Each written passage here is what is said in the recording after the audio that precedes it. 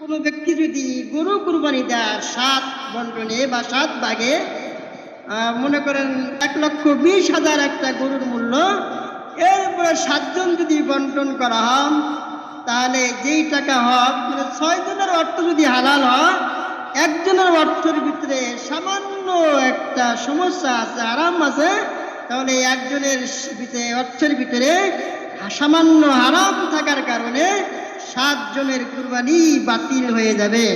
আবার যদি 7 জনেরই কুরবানির অর্থ হালাল হয়, মানে উপার্জন যে পয়সা ওটা যদি হালাল হয়, কিন্তু 7 জনের ভিতরে 6 জনের নিয়ত ঠিক আছে, একজনের নিয়তের ভিতরে সমস্যা, তাহলে ওই যে একজনের নিয়তের ভিতরে সমস্যা থাকার কারণে সকলের কুরবানিগুলো বাতিল হয়ে যাবে। এজন্য শরীকানা কুরবানি দেওয়ার চেয়ে ছাগল হোক দুম্বা হোক একা একা কুরবানি দেওয়া, এটাই হলো সবচাইতে ভালো।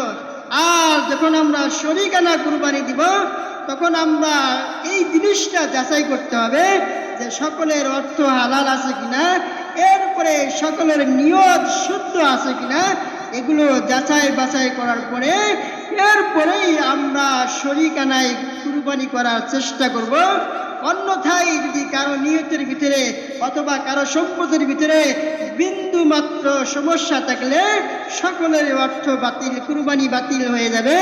এ ধরনের সমস্যা থেকে আল্লাহ রাব্বুল আলামিন আমাদের সকলকে হেফাজত ফরমান।